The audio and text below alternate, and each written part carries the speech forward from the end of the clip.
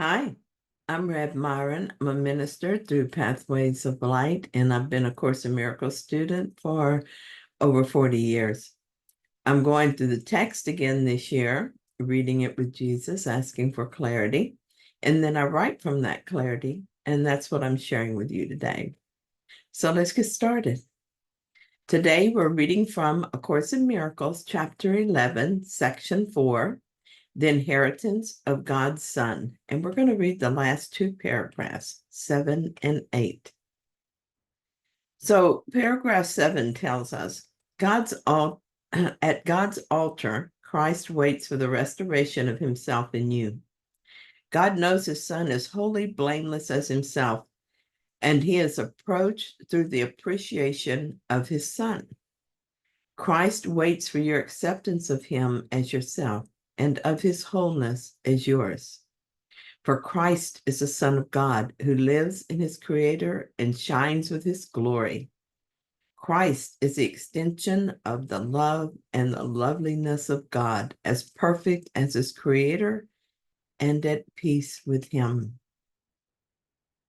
So what do I say about this? Christ, of which I'm a part, is waiting for me at God's altar. He's waiting for me because he's incomplete without me. Do I hesitate because the illusion is so fascinating that I can't tear myself away from it? Am I so enamored with pain, suffering, and death that I cannot bring myself to let it go? Or am I just plain afraid to face God? God knows his Son as wholly blameless as himself, Jesus tells us. I'm blameless. I've done nothing wrong. Exploring illusions of separation was not a sin, and stories of wrongdoing are not the truth. I am blameless, and so I have nothing to fear from God. If God finds me blameless, perhaps I can learn to see myself as innocent as well. I approach God through my appreciation of his Son, not through the judgment of him. If I judge myself for my stories, I cannot appreciate myself. No one appreciates that which he finds guilty and unworthy. I am part of the Son, so judging myself is judging the Son and finding him undeserving. And if I judge any other part of the Son, any other person, I will judge myself because I will believe in judgment. Why would I hold on to a judgment of myself or someone else? I could do so only because I think doing so has some value. Here's an example of how this works in the mind. I paid someone to do some work for me, and I realized that he did a poor job of it. I thought about approaching him about this and asking that he correct his work. But I also noticed the more I thought about it and what I would say to him, the more judgment entered my thoughts and the words I planned to use. When I asked the Holy Spirit about this, I understood that I hate confrontation, and I felt resentful toward this person because he was forcing me into this position. I judged him and found him guilty. Then I felt guilty for judging him. Do you see what an endless and futile circle judgment creates? I felt tense and unhappy while I was doing this. My discomfort was not about what got done or was left undone in the story.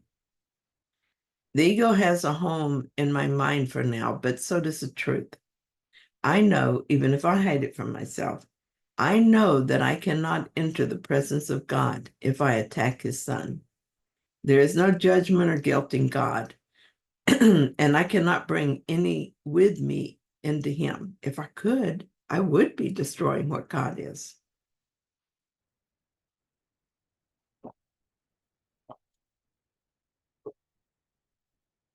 I let go of the idea that judgment or guilt has any place in my holy mind. Now I see myself and everyone else differently. I see them as they are, pure and innocent as they were created. I then appreciate them. How could I not? How could I not appreciate what is so lovely and so glorious, that which is an extension of our Creator and is perfect? I have had moments of clarity, and that has been enough for me to make me want the real deal, the return of self, the true self, never-ending love and joy. And now I can talk to this dear brother of mine about corrections to his work with no need to confront or blame.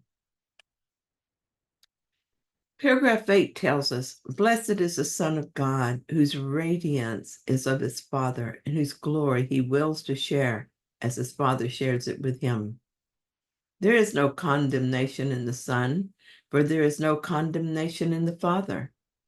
Sharing the perfect love of the Father, the Son must share what belongs to him, for otherwise he will not know the Father or the Son.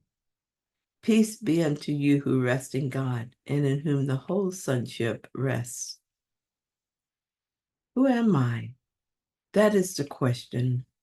It is a question that is asked and answered, and to find the answer, I must release all condemnation toward the Son. That is toward myself and toward my brothers. There is no condemnation in the Son, so I cannot know myself while my awareness is focused on what is not me. There is no condemnation in my Father, so I can rest assured that finding him in my mind is safe.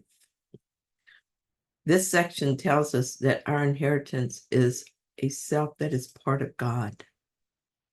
And so it is like God in every way. Knowing my brilliance, loveliness, purity, power, and perfect, uninterrupted peace is my inheritance. All of this is in me because I am in God, where nothing exists that is not God. It also tells us why it is that we don't feel like the sons of God, why we don't see our loveliness when we look on each other, why we don't feel our power, but rather we feel weakness and vulnerability. It is because we have forgotten that we are incomplete without each other. We're so confused that we believe condemnation protects us and provides a very needed defense against all who would hurt us. In truth, condemnation is what keeps us in hell. It is what keeps us from knowing ourselves and knowing our God. Condemnation has become so much a part of our mind that it passes for normal in our thoughts. I saw how this works. This morning when I woke up, it was much earlier than I meant to. And since I had a long day and then a meeting tonight, I felt like I should go back to sleep. I lay there waiting for sleep to overtake me, and nothing happened. In that place of nearly awake but not quite, it seems like I am most likely to listen to my ego. I had thoughts about what happens when I don't get enough sleep and began to worry. This, of course, woke me all the way up, and so there was no more going back to sleep. These thoughts that I was awake and shouldn't be, that I was going to suffer because I didn't get a certain amount of sleep, and all the thoughts that followed along that line were attack thoughts. They condemn the Son of God to frailty and prove she's helpless against what she cannot control. Could this be true of the Son of God? Surely I must be dreaming of frailty. Since I couldn't sleep, I woke completely and asked the Holy Spirit how to see this. Immediately, I remembered that I was no longer in charge of this body, this story of Myron. I am surrendered. I've told the ego to take it up with the boss. So I got out of bed, looking forward to discovering why I needed to be up this early. I left the concerns behind me. I will not condemn myself to something less than what God created.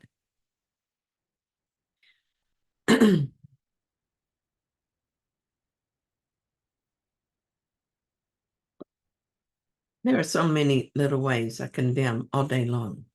Yesterday, I was vigilant for those opportunities to choose differently. I noticed that I would think about someone I know and dismiss them as unimportant because I had judged them long ago.